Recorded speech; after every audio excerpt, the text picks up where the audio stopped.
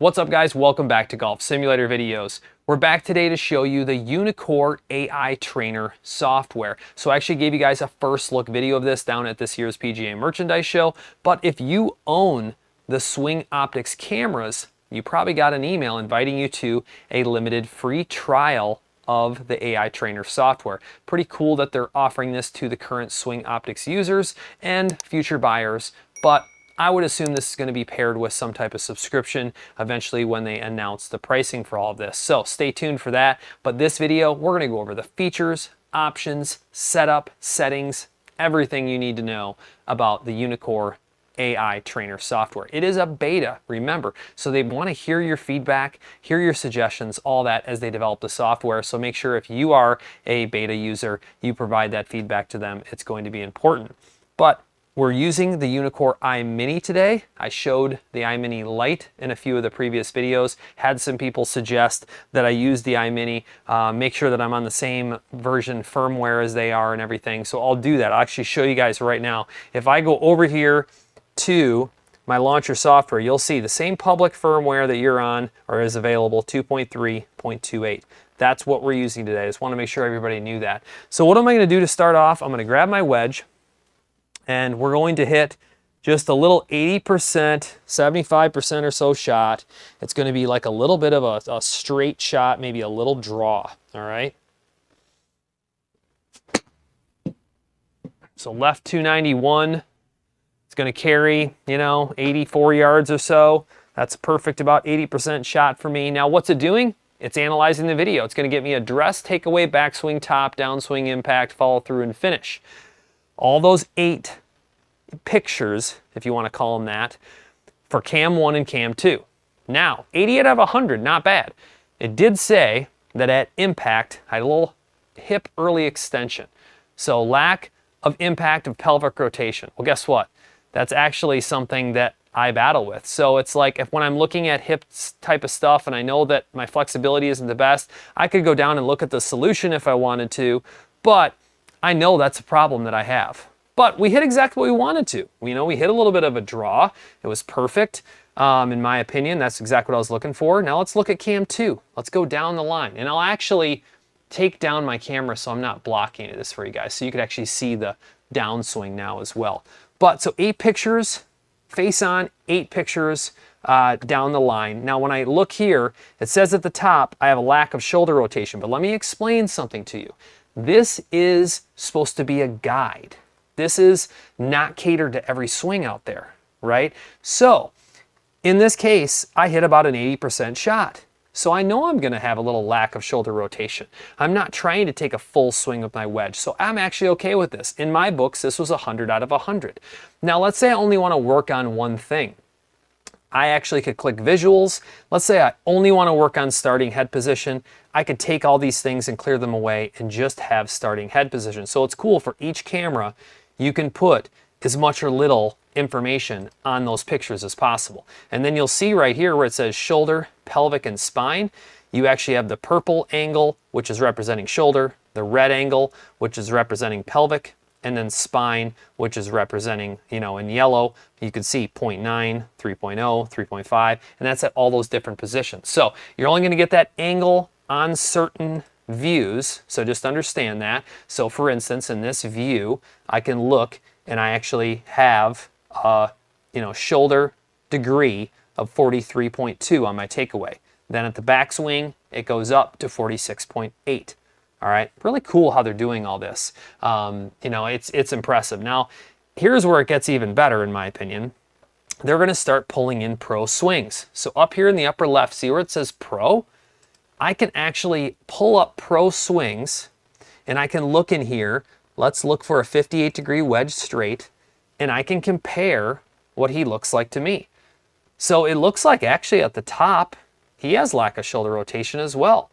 So that's something even in this pro swing, that we both show. So I could, compare that, compare hand position. Now on his finish, for instance, though, the balance of posture, he actually really leans forward. He's tilted forward, shifts his weight on a 58-degree wedge. That's not something I like doing, but in his case, that's how his swing is. So it's really interesting to see the difference between a pro and an amateur, and then you can look at all this. Now, of course, look at the down the line. 100 out of 100. Nailed everything. All right, so you can see that obviously his swing's dialed the way he wants to, pro golfer. I'm actually going to suggest to see if they can get some PGA Tour players in here. I mean, Cameron Champ is a partner, for instance, with Uneekor. Why can't we get some of his swings in here? So I think that's something that would be cool. Now, I do want to show you guys, let's go to the actual video, and let's go to replay, and let's drag this so you can see the quality of my video. And we'll talk about the settings, especially that lighting, like I said. So I can actually drag this. I love how it has the impact line. All right. You can see right at impact. Look how there's no club blur. All right. If I wanted to lower it down even more, I could and freeze that image, but that's, I mean, perfect in my books. So you can see all the way to the top. Now, how am I getting this? Well, you have to go to live, and then you have to go to settings. In here, you'll notice I have exposure down to 745. Now, if I had even more light and my room wasn't all black, I would take this thing and I would crank it all the way down to 500. It would give you the highest the highest shutter speed possible. So it's going to freeze every frame perfectly. And then, of course, you can adjust your gamma and contrast as needed. You can see my settings there. But I tend to keep mine right around, you know, that mid-7s or so. That seems to be giving me a nice frozen club. And then at the same time, it's giving me, you know, a quality image with enough, you know, I have enough light to where the AI trainer can see everything. That's really important, you know. So let's just pause this for 1 second. Let's say I want to draw a line. I can depict my shirt, even though it's black on a black background. So if I can do it, I'm confident the AI trainer can do it. I can see the club. All right. So if you can't, AI trainer can't. So that's a good thing just to understand when you're looking at your video. Okay. Now, if I wanted to, I could actually go over here and, you know, it's funny, I still have the pro's swing selected. So you can actually get his data. Isn't that interesting? So look, he's using a Bridgestone ball. But if I wanted to, I can select mine. There's mine. All right, so it actually wasn't a perfect strike. I'll actually hit a couple more balls for you guys. It was okay, a little high on the face, honestly, for my wedge, you know, but I got the path in the face working the way I wanted to, and I hit just a little draw for you guys. It was kind of like just a straight draw. So to kind of wrap things up, let me bring my camera back up. All right, I just want to hit a couple shots for you guys really quick. I want to call out a couple shots, just like we did with our iMini light video.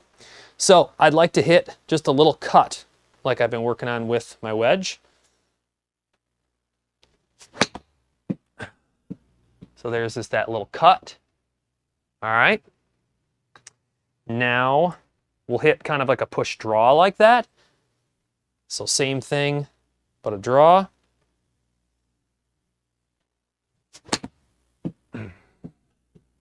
Just need to close that face just a little harder to bring it back to center. That was pretty good. Pretty good. You know what I do on the draw is I tend to aim further right, and I don't really need to. And so I push the ball out almost too far, not closing the face as much. So let's not aim quite as far right and see if I can do that. Bring it back more to center.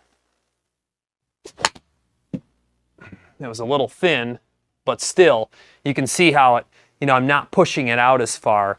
And I'm just hitting that little draw. All right. Let's hit another cut for you guys.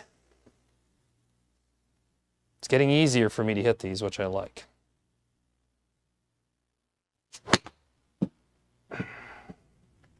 Nice little cut down there. I like that shot. It's easy to take off distance, and then when I want to add distance, I stick to that straight or little draw. I'll do a shorter shot on this one, just a little draw.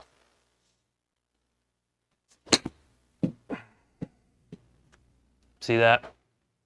It's only going to carry 77 yards.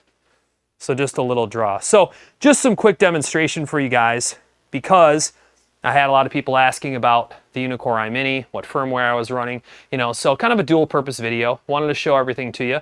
But most importantly, you know, Uneekor AI trainer. If you have the Swing Optix cameras, I want to make sure that you guys go and you download this beta. They have instructions. If you didn't get the email, reach out to support. You got to try it out. I mean, it's really cool. There's a lot of functionality in there. I think everybody can learn a lot. But remember, it's a guide. You know, you really need to work with a coach, in my opinion, on how to apply things.